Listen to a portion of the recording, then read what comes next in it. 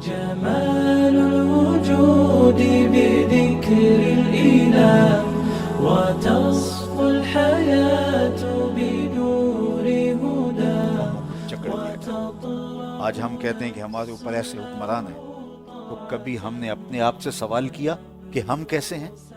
حجاج بن یوسف یہ وہ ظالم شخص ہے کہ حضرت حسن بصری کہا کرتے تھے اگر پچھلی امتوں کے لوگ اپنے سارے ظالم لے آئیں اور ایک پلڑے میں ڈال دیں، دوسرے میں ہم اکیلے حجاج بن یوسف کو رکھ دیں گے، یہ پلڑا پھر بھی بھاری ہوگا۔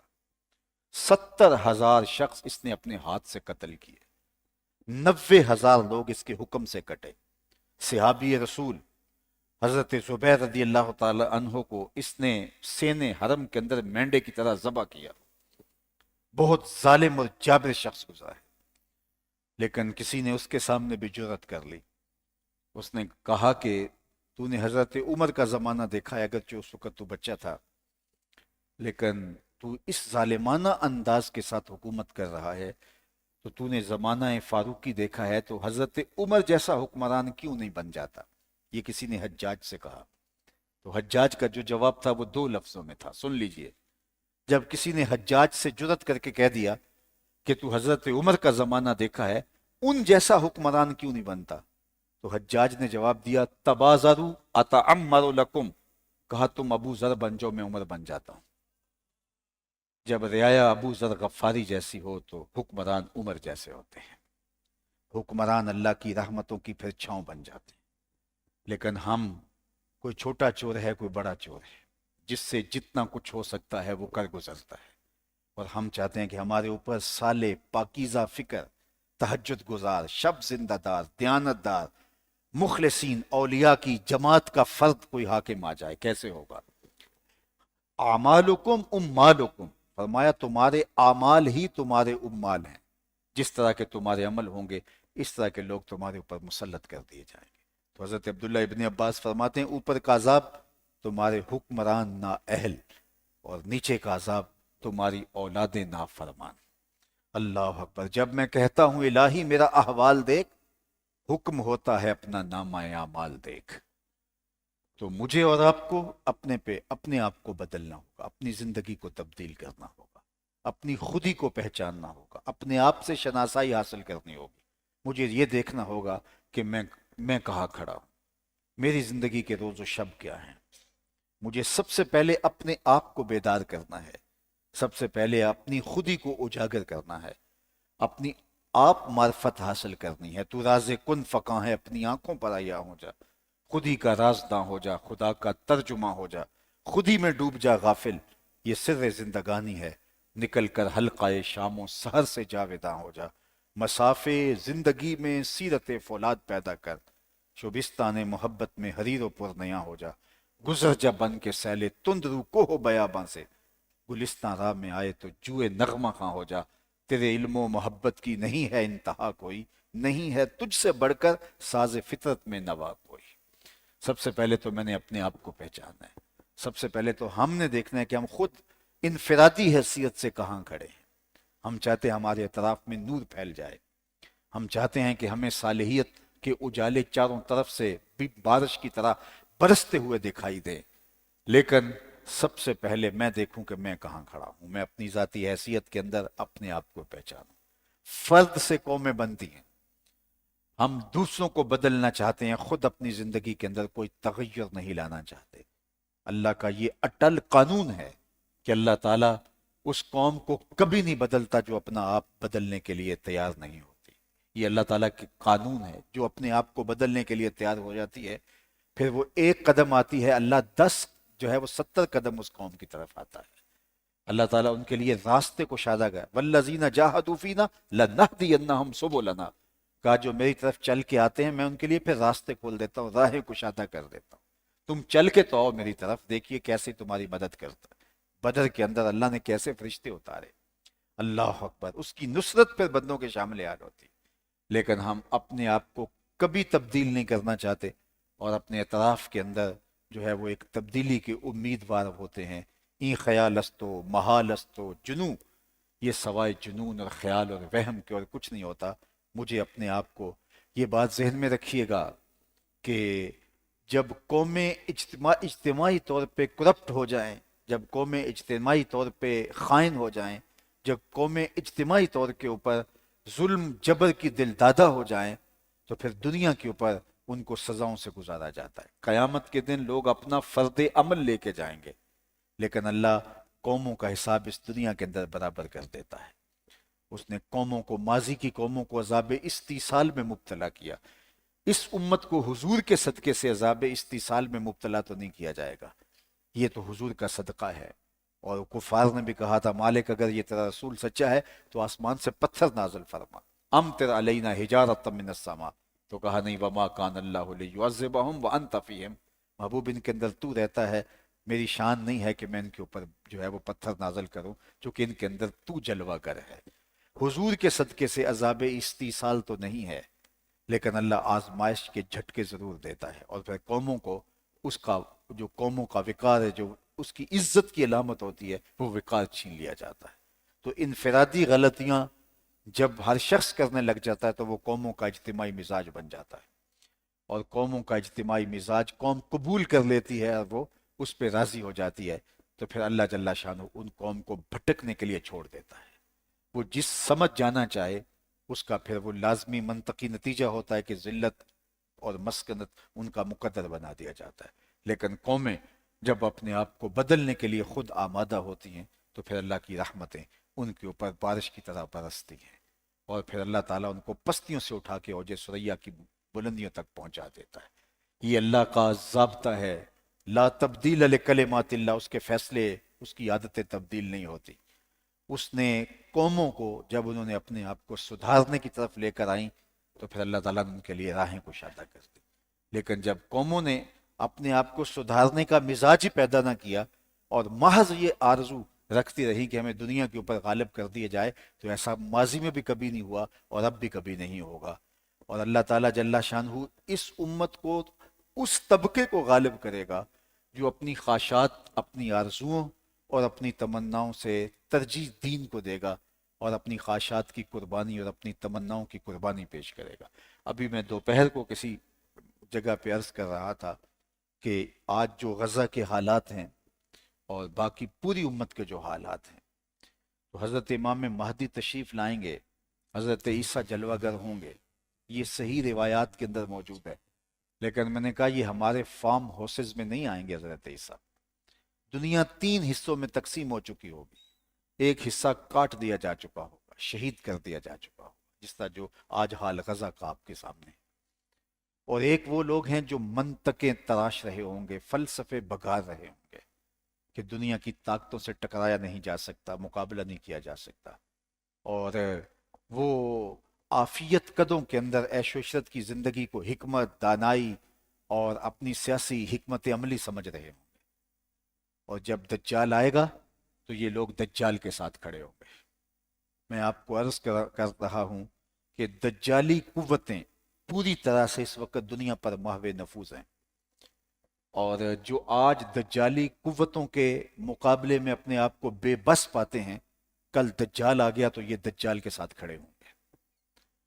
دجال کے بارے میں صحابہ اپنی اولادوں کو یوں بتاتے تھے جس طرح قرآن کی آیتیں سکھائی جاتی ہیں، کہ کہیں یہ اس کے فتنے کا شکار نہ ہو جائے۔ اور اللہ کے محبوب نے 14 صدیاں قبل کہا تھا کہ وہ بہت عنقریب ظہور پذیر ہوگا، بہت جلد آنے والا ہے۔ صحابہ فرماتے ہیں جب حضور ہمیں بتا رہے تھے تو کھجوروں کا ایک جھنڈ تھا اور ہم حضور سے سن رہے تھے، اور ہمیں ایسے لگا جس طرح اس جھنڈ سے نکل کے ہمارے سامنے آ جائے گا، اس قدر حضور نے فرمایا کہ وہ بہت جلد آنے والا ہے۔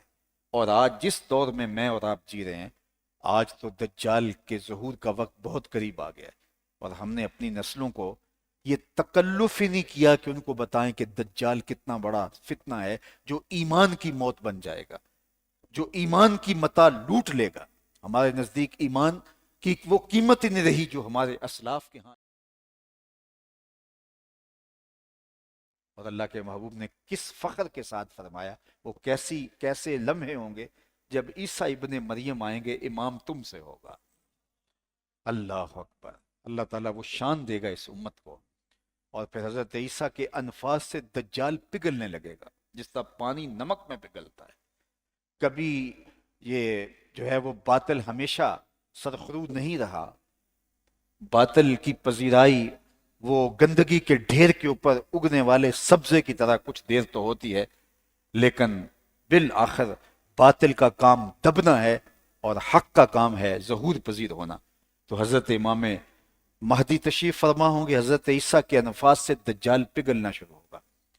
حضرت عیسیٰ جو اس وقت دجال کے مقابلے میں برسر پیکار ہوں گے، ان سے کہیں گے اگر تم کہو تو میں بد دعا کرتا ہوں اور دجال اپنی موت مر جاتا ہے، اور اگر کہو تو ہم جہاد کرتے ہیں اور اللہ تعالی ہمارے ہاتھ فتح عطا کرے گا۔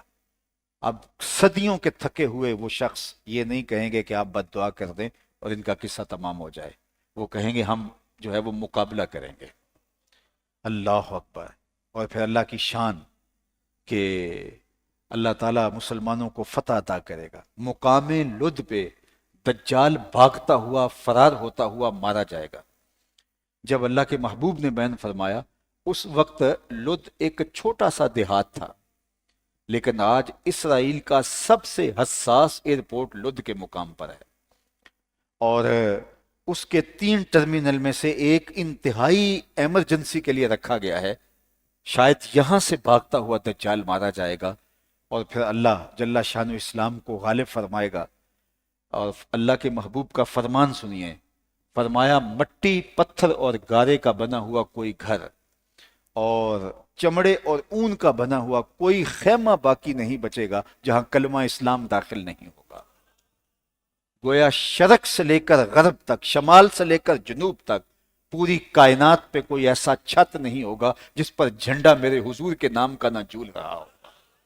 اسلام نے غالب ہو کے رہنا ہے اور اسلام غالب ہوگا۔ اور پھر حضرت عیسیٰ حضور کے روضے پہ جائیں گے، والذی نفسی بیدہ لینزلن عیسی ابن مریم ثم لئن قام علی قبری فیقول یا محمد لاجیبنہ۔ فرمایا مجھے قسم ہے اس رب کی جس کے قبضے میں میری جان ہے، حضرت عیسیٰ آئیں گے، سارا کام مکمل کرنے کے بعد حضور کے روضے پہ جائیں گے۔ اللہ اکبر۔ جب باس کام دیتا ہے تو کمانڈر کام کرنے کے بعد پھر سیلوٹ کرنے آتا ہے، تو حضرت عیسیٰ سارا کام مکمل کرنے کے بعد اسلام کا جھنڈا شرق سے غرب تک گاڑ دیا جائے گا اور اسلام غالب آ جائے گا، پھر وہ حضور کے روضے پہ جائیں گے۔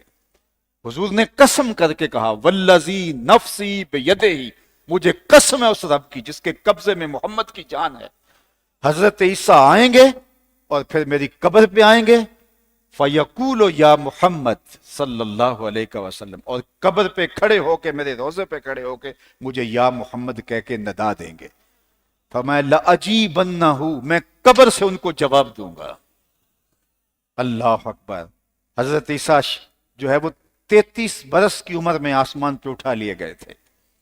شادی نہیں کی تھی آپ نے، تجرد کی زندگی گزاری تھی، لیکن پھر آپ شادی کریں گے، آپ کی اولاد ہوگی، تبھی آپ کا وصال ہوگا۔ گنبد خضرا میں حضور کے قدموں کی جگہ خالی جگہ موجود ہیں، وصال کے بعد حضور کے قدموں میں دفن ہوں گے۔ حضور کے دین کا جھنڈا تو لہرایا جانا ہے، یہ تو ایک اٹل حقیقت ہے۔ دیکھنا یہ ہے کہ میں کہاں کھڑا ہوں۔ میں اپنی اولاد کو تیار کر دیا ہے کہ اگر کل حضرت امام مہدی آتے ہیں، حضرت عیسیٰ آتے ہیں، ادھر دجال آتا ہے تو میری اولاد کدھر کھڑی ہے؟ اگر میری موجودگی میں آتا ہے دجال تو وہ جو پیکج دیتا ہے میں اس پیکج کی طرف لپک تو نہیں جاتا، میں کدھر کھڑا ہوں مجھے اپنا اندازہ کرنا ہے، مجھے دیکھنا ہے کہ میں کہاں کھڑا ہوں۔ میرے دل کے اندر غلبہ اسلام کی تڑپ کتنی ہے، آرزو کتنی ہے۔ جس نے ساری زندگی نہ جہاد کیا، نہ اس کے سینے میں جہاد کی تمنا پیدا ہوئی، وہ منافقت کی موت مرا۔ جو یہ بجھا ہوا سینہ اسلام کا مطلوب نہیں ہے۔ اسلام اس سینے کو مانتا ہے جو جذبہ شہادت سے سرشار ہے، حق کے لیے اپنا سب کچھ پیش کرنا۔ ہم تو جی ہی دنیا کے لیے گئے، ہمارا تو مقصد حیات دنیا کا مال و متاع رہ گیا۔ اکبر الہآبادی نے کہا تھا کیا بتائیں احباب کیا کارنامایاں کر گئے، بی اے کیا، نوکر ہوئے، پینشن ملی اور مر گئے۔ یہ ہے زندگی کا مقصد۔ آج ہر نوجوان یورپ بھاگنا چاہتا ہے۔ کیوں جانا چاہتا ہے؟ کیا مقصد ہے اس کو کہ وہاں سے دولت کما کے لا کے اسلام کے غلبے کے لیے کھڑا ہو؟ صرف بنگلے، کوٹھیاں، اور گاڑیاں اور جو ہے وہ شاندار زندگی کی طلب میں آج نوجوان، اقبال نے کہا تھا ایک زمانے کے اندر کہ نوجوانوں کے دل سے جو ہے وہ جذبہ مر گیا ہے جو جذبہ اسلام کی نشت کا سبب ہو سکتا. لیکن پھر اقبال نے خود بھی کہا کہ در دل شاں آرزوہا بے ثبات مردہ زائن از بطون امہات. کہا یہ افسوس تو تھا کہ نوجوانوں کے سینوں سے جذبہ جو اسلام کی نشت و نہضت کا تھا وہ مر گیا، لیکن افسوس یہ ہے کہ اب جو نئے پیدا ہو رہے ہیں وہ ماؤں کے پیٹ سے مردہ پیدا ہو رہے ہیں، ان کے دل میں وہ جذبہ پیدا ہی نہیں ہوا. ایک تو وہ قوم تھی کہ پیدا تھا لیکن مر گیا، لیکن یہ وہ قوم اب جنم لے رہی ہے کہ جس کی خواہشات، جس کی آرزویں، جس کی تمنائیں، مادیت کا اس کے اوپر فسوں پھونک دیا گیا ہے. اللہ اکبر. نوجوانا چوں زنا مشغول تن از حیا بیگانہ پیرانے کہن دخترانے او بچشم خود اسیر شوخ بینوں شوخ چشموں خردگیر ساختہ پرداختہ دل باختہ ابرواں مثلے تو تیغے آختہ. کہا کہ اس قوم کا بوڑھا بھی حیا سے خالی ہوتا چلا جا رہا ہے اور نوجوان کے آنکھوں سے بھی حیا اڑ گیا ہے اور زندگیاں حیا کے نور سے خالی ہو گئیں. ہر دین کی کوئی نہ کوئی شناخت ہوتی ہے، اسلام کی شناخت حیا ہے. جب حیا چلا جاتا ہے تو حیا کے پیچھے دین بھی چلا جاتا ہے. آج میں اور آپ اپنی خلوتوں پہ غور کریں کہ ہم کہاں کھڑے ہیں. یہ جو چھوٹا سا ٹول ہمارے ہاتھ میں دے دیا گیا، یہ جو 4 انچ کا ایک ٹول ہمارے ہاتھ میں پکڑا دیا گیا، اس نے ہماری تنہائیوں کی پاکیزگی چھین لی ہے. کہاں گیا آج نوجوان؟ کہاں ہے سحری کے مصلے پہ آنسو بہانے والے؟ ایک زمانہ تھا کہ وہ ہمارے ذہین ترین نوجوانوں کو اغوا کرتے تھے. آپ صلیبیوں کی کہانیاں پڑھیں، آپ یہود و نصارہ کی کہانیاں پڑھیں. ہمارے نوجوانوں کو اغوا کر کے لے جاتے تھے، پھر ان کی ذہن سازی کرتے اور پھر دوبارہ قوم کے اندر لا کر کے دوسرے لوگوں کو خراب کرنے کا ذریعہ بناتے. اور ان ایام کے اندر ان کو خوب ناز و نعم سے پالتے کہ ہم نے ان سے کام لینا ہے. لیکن آج وہ ہمارے نوجوانوں کو اٹھا کے اغوا کر کے نہیں لے جا رہے. آج ہمارے نوجوان ہمارے گھر سے کھاتے ہیں، ہمارے خون پسینے کی کمائی کھاتے ہیں. انہوں نے ذہن اچک لیا ہے. اب اغوا کا طریقہ بدل گیا ہے. اب وہ ہمارے نوجوان ہمارے گھر میں پل رہے ہیں، ہمارے خون پسینے بوڑھا باپ مزدوریاں کر کے اس کو پال رہا ہے. آج ہماری بیٹیاں، ہمارے بیٹے بند کمروں کے اندر بیٹھ کے کام ان کا کر رہے ہیں. اللہ اکبر. ہمارے ایک مفکر نے کہا تھا کہ تم اس بات پہ خوش ہوتے ہو کہ آج اتنے لوگ مسلمان ہوئے ہیں پوری دنیا کے اوپر، لیکن تم بھول جاتے ہو کہ اگر ایک مسلمان ایک دن میں ایک شخص مسلمان ہوتا ہے، ایک دن میں کتنے لوگ ملحد ہوتے چلے جا رہے ہیں. لوگوں کے دین میں تشکیک پیدا کر دیا. اور اقبال نے ایک صدی قبل کہا تھا، سن اے تہذیب حاضر کے گرفتار، غلامی سے بدتر ہے بے یقینی. بے یقینی کے مرض میں آج کی نسل مبتلا ہے. اس کا اللہ پہ یقین کمزور ہو گیا ہے. توحید کا عقیدہ نہ ہونے کے بعد کا نتیجہ کیا کہ مسلمان سوائے ایک ہجوم کے باقی کچھ باقی نہیں ہے. اور یہ ہجوم جو ہے وہ سروں کا ہجوم ہے. آج دل خالی ہو گئے ہیں، معرفت کے نور سے خالی ہو گئے. آج مسلح پہ بہنے والے آنسو دستیاب نہیں ہیں. آج ہماری زندگی، ہماری تنہائیاں پاکیزہ نہیں رہی. نسل نو کو دوبارہ اٹھنا ہوگا اور اپنے آپ کو پہچاننا ہوگا، اپنی ذات کی معرفت حاصل کرنا ہوگا. تم تو محمد عربی کے شیر ہو، تمہارے تو دم سے اسلام نے تقویت پانی تھی. تمہارے ہاتھ میں اسلام کا جھنڈا مصطفیٰ کریم دیکھنا چاہتے تھے. تمہارے ہاتھ میں کیا آ گیا اور تم نے کس زندگی کو اختیار کر لیا؟ قیامت کے دن اللہ بندے کے قدم، صحیح حدیث میں آتا ہے، اپنے سامنے سے ہٹنے نہیں دے گا جب تک اس سے 4 سوال نہیں کر لے گا. قیامت کے دن کسی شخص، میں ہوں یا آپ، اللہ اپنے حضور سے بندے کو ہٹنے نہیں دے گا جب تک اس سے 4 سوال، حتیٰ یسأل عن اربع، یہاں تک کہ اس سے 4 سوال. عن عمرہ فیما افنا ہو، سب سے پہلا سوال عمر کہاں گزاری. یہ اللہ پوچھے گا قیامت کے دن، عمر کہاں گزاری. عمر کے اندر لڑکپن، بچپن، جوانی سب کچھ آتا ہے، لیکن دوسرا سوال سپیشل ہے. ان شبابہ فیما ابلاہ، دوسرا سوال ہوگا جوانی کہاں گزاری. سب سے قیمتی زندگی کا جوہر جوانی میں ہوتا ہے. اسلام کو جوانوں کی ضرورت تھی اور جوان کوہبہ خانوں میں تھے. اسلام کو جوانوں کی ضرورت تھی، جوان تنہائیوں کے اندر اپنی نگاہوں کی ناپاکیزگی کا سامنا کر رہے تھے، اسلام کو جوانوں کی ضرورت تھی، اور وہ کالج اور یونیورسٹیوں میں یہ پوچھ رہے تھے کہ اللہ ہے بھی کہ نہیں۔ انہیں تشکیک کے مرض میں مبتلا کر دیا گیا تھا، اور آج جوان بوڑھے باپ کا سہارا بننا تھا، اور وہ جوان باپ کے خون پسینے کی کمائی سے پڑھنے کے باوجود وہ آوارہ پھر رہا ہے کہ میرے معیار کی اسٹیٹس کی نوکری نہیں مل رہی، یا میں نے اڑ کے یورپ جانا ہے، میں نے امریکہ جانا ہے، اور بوڑھا باپ مزدوری کر رہا ہے۔ اس نوجوان کو شرم نہیں آتی کہ جس نے خون پسینے کی کمائی سے مجھے پڑھایا، اور اب میں جوان ہوں اور گھر میں پڑا ہوا ہوں اور میرا باپ مزدوری پہ گیا ہے۔ کہاں گیا نوجوان کا حیا، جس کو باپ کا حیا باقی نہیں، جس کو ماں کا حیا باقی نہیں ہے۔ جوان بیٹی ماں باپ کی محنتوں کے ثمرے سے پڑھنے کے بعد ماں برتن مانج رہی ہے، اور بیٹی بند کمرے کے اندر جو ہے وہ سوشل میڈیا ملاحظہ فرما رہی ہے۔ اسے شرم نہیں آتی، میری بوڑھی ماں جو ہے وہ گرمی کے اندر جلس رہی ہے اور میں فارغ ہوں اور میرا کام اس کا ہاتھ بٹانا ہے، امی تم بیٹھو، اب یہ فارغ ہوں میں کام کروں گی۔ وہ کہاں گئی وہ نوجوان لڑکی؟ نوجوانہ چوں زنا مشغول تن، اقبال نے کہا نوجوان عورتوں کی طرح کنگھی پٹی کے اندر لگ گئے۔ از حیا بیگانہ پیرانے کہن، اور ان کے بوڑھے بھی حیا سے بیگانہ ہو گئے۔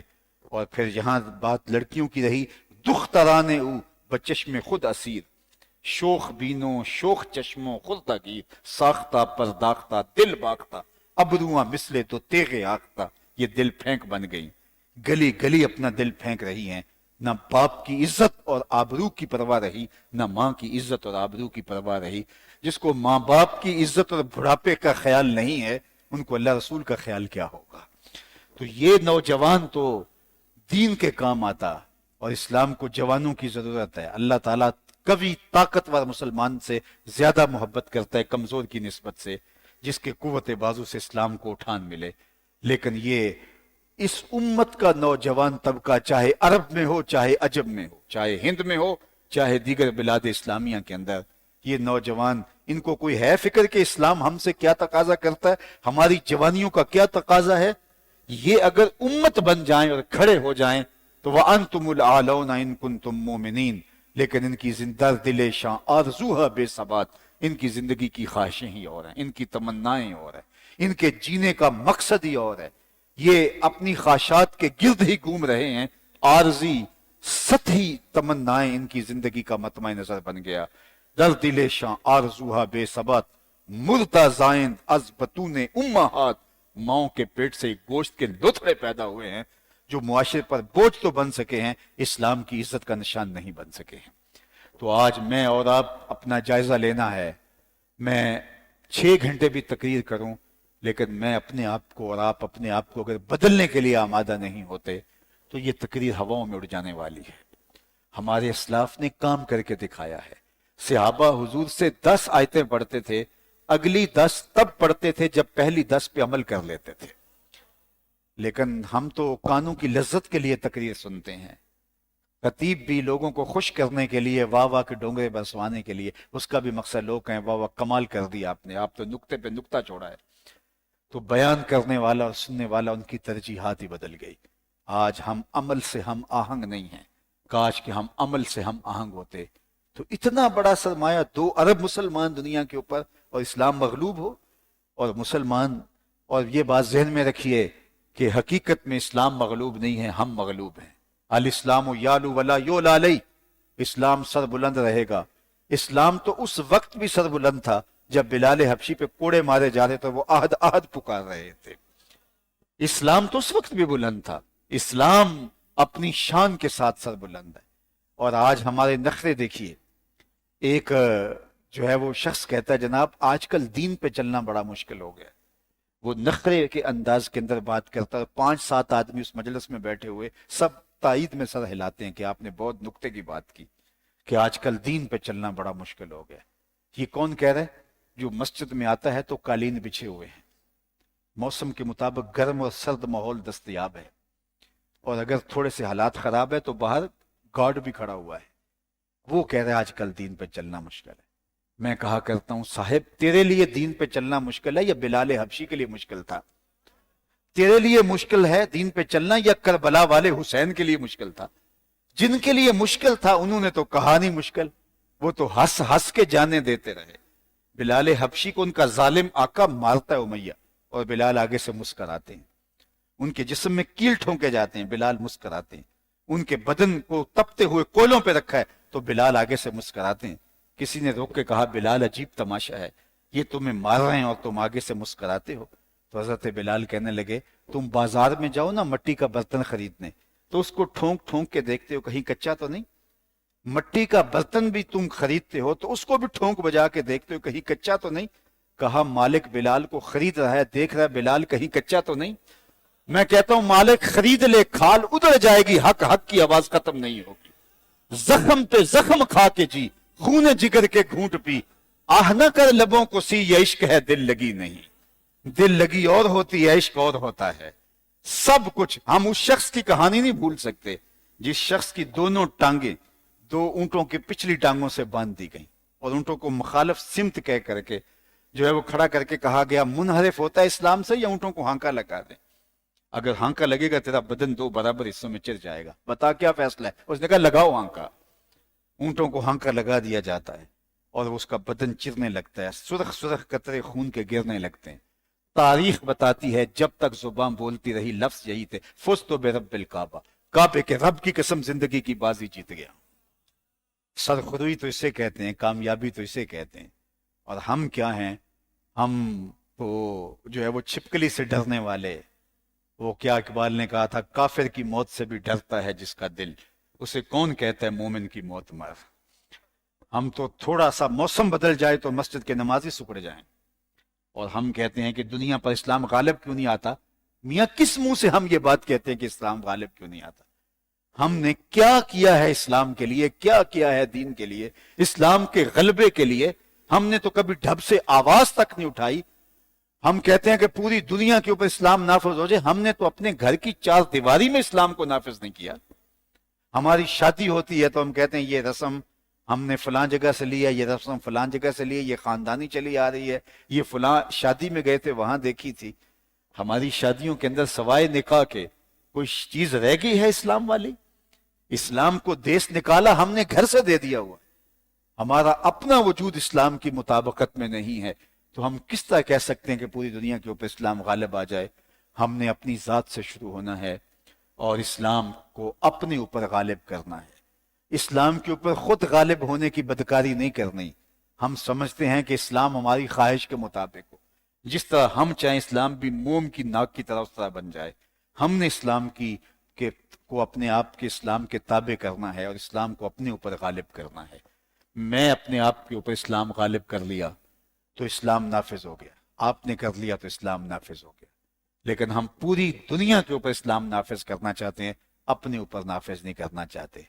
دنیا کے اوپر تو اسلام کے نفاذ میں رکاوٹیں، میرے وجود پر اسلام کے نفاذ میں کون سی رکاوٹ ہے؟ میرا اپنا نفس رکاوٹ ہے۔ تو جب میرا اپنا نفس رکاوٹ ہے تو پھر میں بطور فیشن کہتا ہوں کہ دنیا کے اوپر اسلام کیوں نہیں آ رہا؟ جب میں نے محنت کی، میں نے دن رات ایک کر دیا، اور پھر اسلام اگر دنیا کے اوپر غالب نہیں ہوا تو پھر مجھے بات کرنے کا حق ہے، اس ڈاکٹر کی طرح جس نے دوائی لکھی اور مریض نے ایک گولی تک نہیں کھائی اور کہتا ہے کہ مجھے آرام کیوں نہیں آیا، تو ڈاکٹر اس کے منہ پہ تھپڑ مارے گا، بات کرنے والی کر۔ ہم نے ہوم ورک کیا نہیں، اسلام کے لیے کچھ کیا نہیں، اور کہتے ہیں دنیا کے اوپر اسلام غالب آ جائے، ایسے نہیں آتا۔ ہم اپنی خواہشات کو جو ہے وہ اسلام کے مطابق ڈالنا ہوگا۔ اللہ کے محبوب نے فرمایا اتنی دیر تک کوئی شخص کامل مومن نہیں ہوگا جب تک اپنی خواہشات کو اس کے تابع نہ کرے جو میں لے کر آیا ہوں۔ جب ہم اس کے تابع اپنی خواہشات کو کر دیں گے تو اسلام غالب آ گیا، اور اسلام کا غلبہ اور اسلام کی تنفیذ اور اسلام کا جو ہے وہ تسلط مجھے اپنی ذات سے شروع کر کے پوری معاشرت کے اوپر کرنا ہے، اور انشاءاللہ اسلام غالب آئے گا۔ اللہ ایسے افراد پیدا کر دے گا۔ اللہ تعالیٰ فرمایا کہ اللہ ایسے افراد پیدا کرے گا قرآن میں جو اللہ سے محبت کرتے ہیں اور اللہ ان سے محبت کرتا ہے۔ ایسے لوگوں کو مٹا دے گا جنہوں نے اسلام کو مذاق بنایا ہوا ہے، اللہ ایسے لوگوں کو لے آئے گا اس کی جگہ جو اللہ سے محبت کرتے ہیں اور اللہ ان سے محبت کرتا ہے، پھر ان کے ذریعے سے کلمہ اسلام بلند ہوگا۔ اور کلمہ اسلام نے میں نے عرض کیا بلند ہو کے رہنا ہے، شرق سے غرب تک اور شمال سے جنوب تک، کائنات کے ہر چھت پہ میرے حضور کے نام کا جھنڈا لہرایا جانا ہے، اور یہ ہو کے رہنا ہے۔ اس کے لیے مجھے آپ کو اپنے آپ کو بھی آمادہ کرنا ہے اور اپنی نسلوں کو بھی تیار کرنا ہے۔ قُوا أَنفُسَكُمْ وَأَهْلِيكُمْ نَارًا وَقُودُهَا النَّاسُ وَالْحِجَارَةُ، فرمایا سب سے پہلے اپنے آپ کو، پھر اپنے اہل خانہ کو آتش دوزخ سے بچا لو جس کا ایندھن انسان اور پتھر ہے۔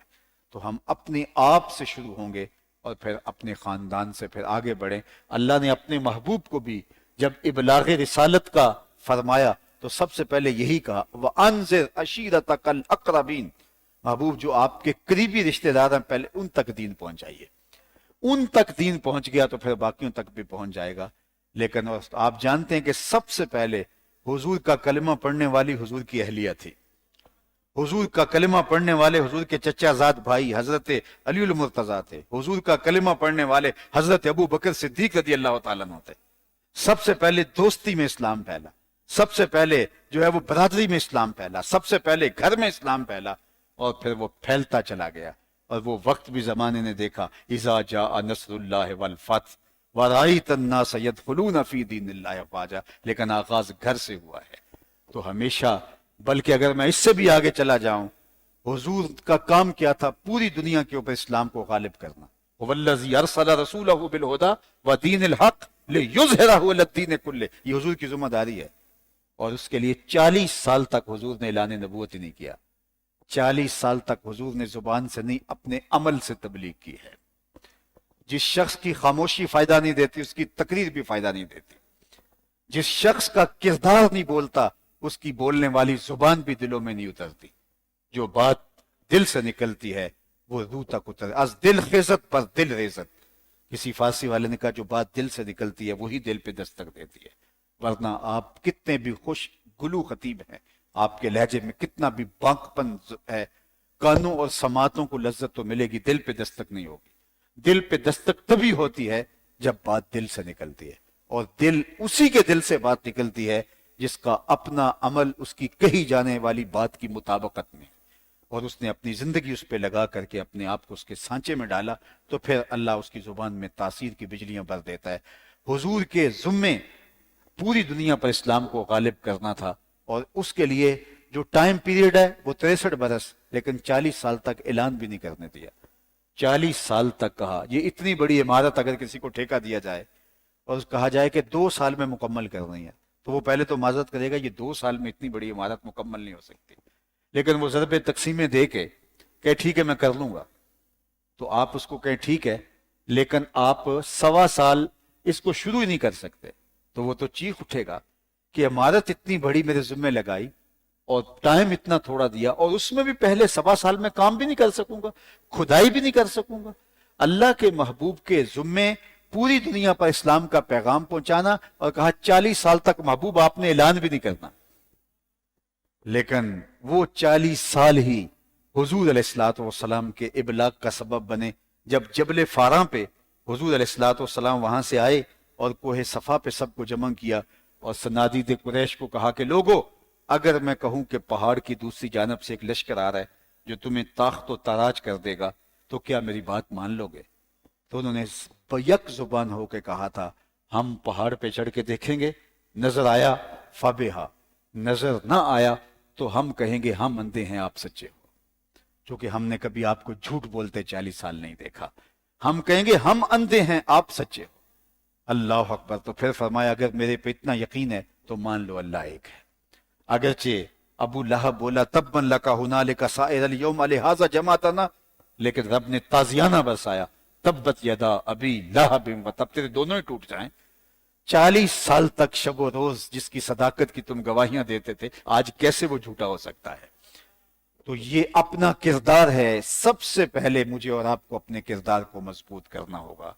اگر میرا کردار میرے گھر کے افراد کے ہاں بھی معتبر نہیں ہے، تو میں دنیا کو تبلیغ کرنے نکلا ہوں، تو کس طرح میں اس تبلیغ کو مؤثر بنا سکتا ہوں؟ تو آئیے، اگر ہم نے بیدار ہونا ہے، آنکھیں کھولنی ہے، اور لوگوں کو بھی سوئے ہوں کو بھی بیدار کرنا ہے، تو بیدار وہی کرتا ہے جو پہلے خود بیدار ہو۔ سویا ہوا سوئے ہوئے کو جگا نہیں سکتا، खूब बेदार होना पड़ेगा। और बेदारी जिंदा की होती है, जो मर चुका हो वो कभी बेदार नहीं होता, चाहे उसकी आंखें खुली भी हों। सबसे पहले अपने अंदर वो हरारत ईमान, वो बिजली खुदी का ताकुल, बातिन का नूर पैदा करना है, और फिर आंखें खोल के लोगों को अल्लाह के दीन की तरफ बुलाना है, और अपने अमल से, अपने रवैये से, तर्ज मुआशरत से, रोज़ व शब से, अपने अंदाज हयात और अंदाज जीत से लोगों को दीन की तरफ बुलाना है। तो ये सोई हुई उम्मत जाग उठेगी, और इंशाअल्लाह एक वक्त आएगा कि ये उम्मत जागेगी और पूरी दुनिया के ऊपर चर्चे मेरे हुजूर के नाम के होंगे। वलल आखिरतु खैरुल लका मिनल ऊला, ये रब का सच्चा वादा है कि महबूब हर आने वाला लम्हा पहले गुजरे हुए लम्हे से बेहतर ही होगा। तो आइए मैं और आप आज के इस इज्तिमा में, जो बेदारी उम्मत के खूबसूरत उन्वान के साथ मुअन्वन होकर सीरत कमेटी, मरकजी सीरत कमेटी मुजफ्फराबाद की जानब से इस आलीशान पाकीज़ा मस्जिद के अंदर इनेकाद पजीर हुआ। अल्लाह ताला जल्ला शानू हमें उम्मत के लिए इस मुश्ते खाक को, ये कोई मुट्ठी खाक की किसी काम आ जाए, ये जिंदगी यूं ही ना गुजर जाए। वो जो मैंने अर्ज किया कि वो क्या कहा था अकबर अलाहाबादी ने, क्या बताएं अहबाब क्या कारनामायां कर गए, बीए किया, नौकर हुए, पेंशन मिली और मर गए। सारी जिंदगी रोजी कमाना, रोटी कमाना, यही हमारा मकसद नहीं होना चाहिए। दुनिया के ऊपर सिर्फ दो मखलूकें हैं जो रोजी जमा करती, एक इंसान, दूसरी चींटी। उसके अलावा अल्लाह की हजारों मखलूकें हैं, कोई रोजी जमा नहीं करता। और ये परिंदे जब सुबह उड़ते हैं, इनको ये भी नहीं पता होता कि किधर जाना है। हम तो किसी ठीए, फैक्ट्री, किसी जगह पे जा रहे होते हैं, लेकिन बन तवक्कुल पंछी उड़ दे, खर्च ना पल्ले जेरा हो, ऐसे ही उड़ान भर देते हैं और कभी भी खाली पेट नहीं आए। फरमाया अल्लाह पर तवक्कुल करने का जो हक है अगर तुम अदा करो तो वो तुम्हें ऐसे रिज्क दे जैसे परिंदों को देता है। लेकिन हम इससे निकल ही नहीं रहे। मुझे अच्छी तरह याद है कि मैं 8 या 9 साल का हुआ हूँगा, तो एक दिन मेरे वालिद ने मुझे बुला करके कहा कि बेटे, रिज्क तो अल्लाह ने कुत्तों का भी लिखा हुआ है, हम तो इंसान है। वमा मिन दाब्बतिन फिल अर्द इल्ला अल्लाह रिज़्कुहा। जब बच्चा शिकमे मादर में 120 दिन का होता है तो फरिश्ता आके उसकी उम्र भी लिख जाता है, उसका रिज्क भी लिख जाता है, उसका शकी और सईद होना भी लिख जाता है। तो हमारा रिज्क तो लिखा हुआ है। और फरमाया ऐ इब्ने आदम, अगर तू जो है वो तेरा मकसूद तेरी मुराद मैं नहीं दुनिया है, तो फरमाया मला तो यदा का शुगलन, मैं तेरे हाथ को काम से भर दूंगा, लेकिन वला असुद्दु फकरा का, लेकिन तेरी मोहताजी खत्म नहीं होगी। यानी अगर तुम्हारा मकसूद मैं हूं, तुम्हारा मकसूद अगर मैं हूं, रब ने कहा, हुजूर ने इरशाद फरमाया, हदीस कुदसी है, तो फिर तुम्हारी किस्मत का रिज़्क जो है वो तुम्हें बहम पहुंचेगा। तुम सोए हुए भी होगे तो रिज़्क आ जाएगा। और दूसरी जानब अगर तुम्हारा मकसूद जो है वो मैं नहीं हूं, तो तुम्हारे हाथ को मला तो यदा का शुक्लन, तुम्हारे हाथ को काम से भर दूंगा, लेकिन तुम्हारी मोहताजी खत्म नहीं होगी। हमेशा तुम दुनिया के पीछे, दौलत के पीछे जलील और रसवा होते रहोगे। और सुनो, एक और हदीस मुझे तो बहुत तसल्ली देती है, अगर अल्लाह दौलतमंदी अता कर दे तो उसको इयानत दीन के लिए खर्च करे। अल्लाह अगर माल दे तो मोहताजों, जरूरतमंदों, अपाहजों, कमजोरों की मदद के लिए उसको खर्च करे।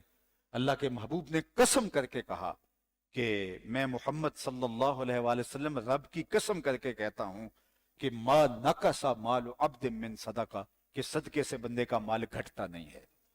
अगरचे तुम्हारे अकाउंटेंट ये कहते हैं कि इतने से इतने निकालोगे, मिनहा करोगे, बाकी इतने बच जाएंगे, हुजूर ने अल्लाह की कसम करके कहा, मैं कहता हूं कि सदके से माल घटता नहीं है। और अगर तुम आजमाइश में हो, तुम्हारे पास दौलत नहीं है और मुश्किल जिंदगी गुजरती है, तो सैयद अली मुर्तजा मेरे हुजूर सल्लल्लाहु अलैहि वसल्लम से रिवायत करते हैं कि आका करीम ने फरमाया कि जो अल्लाह के दिए गए थोड़े रिज्क पे राजी हो गया, अल्लाह कयामत के दिन उसके थोड़े अमलों पे राजी हो जाएगा। मेरे बंदे, तू बंदा हो के राजी हो गया, तुझे जरूरत भी थी, बच्चों की फीस भी देनी थी, बीमारों की दवा भी लेनी थी, और घर की दहलीज पे बैठी बेटी को उठाना भी था, लेकिन फिर भी तूने कहा मालिक फिर तेरी मर्जी, मैं तेरी रिजा पे राजी हूं। जो अल्लाह के दिए गए थोड़े रिज्क पे राजी हो गया, अल्लाह उसके थोड़े अमलों पे राजी हो जाएगा कि मुझे तो तेरे अमलों की जरूरत भी नहीं थी, तुझको जरूरत भी थी, फिर भी राजी हो गया, और मुझे तो तेरे अमलों की जरूरत नहीं। और मुझे बताओ, जो अल्लाह के दिए ज्यादा पर भी राजी ना हुआ, फिर वो कहां खड़ा है? अल्लाह ने बहारें पैदा कर दी हैं, हर वक्त नाशुक्री की जुबान खोली है। तो अपनी जिंदगी को इस पर ना उलझाओ। हमारी जिंदगी का मकसद सिर्फ रोजी रोटी नहीं है। ये पेट दो रोटियां सुबह दो शाम जो दो दोपहर को मांगता है, बस बात खत्म। हमने अपनी तमन्नाएं बढ़ाई हुई हैं, अपनी ख्वाहिशें बढ़ाई हुई हैं। हमें ये चाहिए, फलां के घर में ये आ गया तो ये मेरे घर में क्यों नहीं है। हमारी ख्वाहिशें। इकबाल ने जो बंदा मोमिन की तारीफ की है, उसने कहा कि उसकी उम्मीदें कलील, उसकी उम्मीदें थोड़ी हैं, लेकिन उसके मकासद जलील, उसके मकसद बड़े हैं। हमारे मकसद छोटे हैं और हमारी उम्मीदें ज्यादा हैं। हम अपने आप को सोखा करें, अपने आप को मुशक्कत से निकालें। बहुत सारी आरज़ू और उम्मीदों का बोझ हमने अपने कंधों के ऊपर लाद रखा है, और अल्लाह ताला ने जो लिखा मिलेगा वही। इसलिए हमारा मतमा नज़र ये रोजी रोटी नहीं है, हमारा मतमा नज़र अपने रब की रज़ा है, और हमारा मतमा नज़र अल्लाह के दीन को गालिब करने की कोशिश। हमारी जवानी, हमारा बुढ़ापा, हमारा इल्म, हमारा ज़ुहद व वरा, हमारी सलाहियतें अल्लाह ताला के दीन के गलबे के लिए काम आए। लेकिन हम अपनी इंतहाई सलाहियतें सवेर से लेकर शाम तक सोए हुए भी दौलत की ख्वाब देख रहे होते हैं। ये हमारी ज़रूरत अपनी जगह पे, लेकिन ये हमारा मकसूद नहीं। ये हमारे दिमाग तक रहे, दिल में नहीं ये उतरना चाहिए। क्या किसी ने खूब बात कही कि अगर कश्ती पानी में रहे तो खैर है, खुद भी तैरेगी और उसके ऊपर जो बैठा होगा वो भी तैरता रहेगा, लेकिन अगर पानी कश्ती में आ गया तो कश्ती को ले डूबेगा। कहा तुम दुनिया में रहो तो खैर है, दुनिया तुम्हारे अंदर नहीं आनी चाहिए।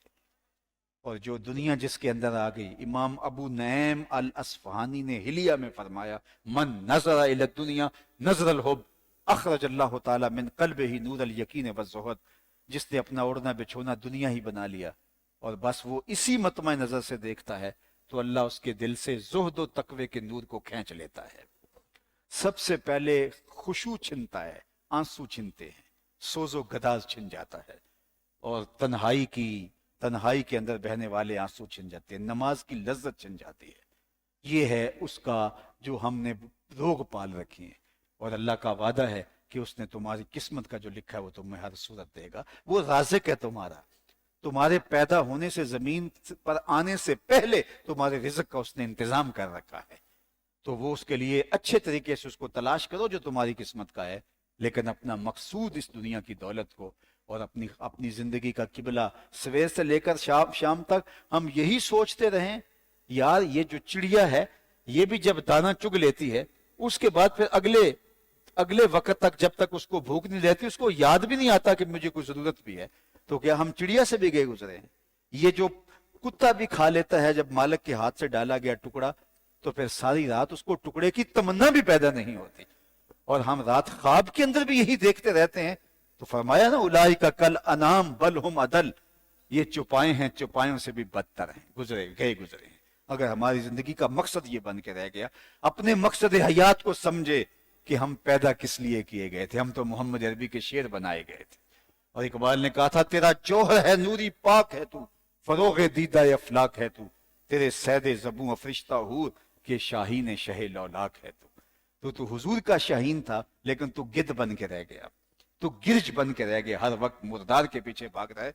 अपनी ख्वाहिशात को, अपनी आरजुओं और तमन्नाओं को थोड़ा करो, समेटो, और अपने मकासद को बड़ा करो। हमारे मकासद सिमट गए और आरजुएं लंबी हो गई, इसलिए खुश कोई भी नहीं, सब कुछ होने के बावजूद भी रोना धोना मचा हुआ है। आइए मैं और आप अपनी जिंदगी की मकसदियत के लिए समझें। हजरत इंसान को इसलिए नहीं पैदा किया गया कि वो कमाए और खाए, नहीं, इंसान को अल्लाह ने अपनी मार्फत के लिए, अपनी पहचान के लिए बनाया है। और जो इस दुनिया में रह के अपने मकसद हयात को नहीं पहचानता, जो अपनी रब की मार्फत नहीं हासिल करता, मकसूद हयात को नहीं पाता, मैं अपनी तरफ से नहीं कह रहा, कुरान कहता है, मन काना फी हाज़िही आमा फहुवा फिल आखिरत आमा व अदल्लु सबीला। जो इस दुनिया में नाबीना रहा, कल कयामत के दिन नाबीना उठाया जाएगा। उससे इन आंखों की बेनूरी मुराद नहीं, दिल की बेनूरी मुराद है। इसलिए इकबाल ने तड़प के कहा था, दिले बीना भी कर तलब खुदा से, कि आंख का नूर दिल का नूर नहीं। इस दिल की भी रोशनी तलाश करो, इस दिल का भी उजाला तलाश करो, और इसका उजाला उसकी याद में है, उसके जिक्र में है। शायद मेरी गुफ्तगू तवालत पकड़ गई हो, लेकिन मैंने जो कहा वो हालात का तकाजा था, ज़रूरत थी, اور آپ جس شوق سے سن رہے تھے اور جس محبت سے تشریف فرما ہیں، میری مائیں بہنیں بیٹیاں بھی بتایا گیا موجود ہیں، ماؤں کو بھی بیٹیوں کو بھی میری بہنوں کو بھی، اس لیے اولاد نہیں پالنی کہ وہ کل ہمیں کمائی لا کے دے، اس لیے پالنی ہے کہ محمد عربی کے شعر بنانے ہیں، اسلام کا جھنڈا انہوں نے پکڑنا ہے، جس طرح سیدہ فاطمہ نے 2 لال پالے تھے، اس طرح اپنی اولاد کو پالنی ہے۔ جانور بھی بچے پال لیتے ہیں، یہ کوئی بات نہیں ہے، بچے اس لیے پالے جاتے ہیں، اور امت کی مائیں ہمیشہ بچے اس لیے پاتے ہیں کہ انہوں نے حضور کے نام کا جھنڈا اٹھانا ہے، انہوں نے اسلام کو غالب کرنا ہے۔ اور مائیں جب اپنے بیٹوں کو قرآن کی لوریاں دے کے پالتی ہیں تو اقبال نے کہا تو نہ دانی کہ سوزے کراتے تو فکر کوں کر تقدیر عمرہ، میری بہن تو نہیں جانتی، جب تو بہن ہو کے قرآن پڑھے تو عمر کی تقدیر بدلتی ہے، اور جب تو ماں ہو کے قرآن پڑھے تو بیٹا نیزے کی نوک پہ قرآن سناتا ہے۔ اس لیے تو نے اپنی اولاد کی تربیت اسلام کے شعر پالنے ہیں، تو نے اسلام کی نشات کے لیے، اسلام کی نہضت کے لیے، تیری آغوش صدف ہے، تیری آغوش امانت ہے، تو مغرب کی ٹینوں نہیں ہے، تو محمد عربی کی بیٹی ہے، تو زہرا زادی ہے، تو حفصہ زادی ہے، تو عائشہ زادی ہے، تو نے معاشرے کو بدلنا ہے، تیرے دم سے وقار امت بحال ہوگا، مکالمات افلاطوں تو لکھ سکینہ لیکن اسی کے شرر سے ٹوٹا شرار افلاطوں۔ اقبال نے کہا یہ ماؤں کی گودے ہی ہیں جو امت دیتی ہیں، جو قوم کو جو ہے وہ لال دیتی ہیں، لیکن اس ماں نے جو تھرکتی تصویروں کے سامنے بچے کو دودھ پلا رہی تھی، تو بچہ محمد کا شعر نہیں بنے گا، کوئی اداکار اور گلوکار ہی بنے گا۔ اپنے بچوں کی تربیت باوضو کریں اور ان کو لوریاں حضور کی محبت کی دیں، اور ان کی زندگی کے اندر ماں کی ذمہ داری ہے کہ اپنی اولاد کے دل کے اندر جو ہے وہ سفلی خواہشات پیدا نہ ہونے دے، ان کی آرزوؤں کو بلند رکھے، ان کی تربیت ماں نے کرنی ہوتی ہے، اور اس کا پھر نتیجہ ہوتا ہے کہ وہ بچے پھر مستقبل کا بہترین اثاثہ بنتے ہیں۔ آپ تاریخ کے مشاہیر کی کہانیاں پڑھ کے دیکھیں، وہ ماؤں کا کمال تھا۔ جب ماں آستین میں 40 درہم سی دیتی ہے اور کہتی ہے کہ بیٹے جھوٹ نہیں بولنا، تو وہ عبد القادر ڈاکوؤں کو بھی کلمہ پڑھاتا ہے۔ تو یہ ماں کی تربیت کا اثر ہے، ماں کی تربیت کا رنگ ہے۔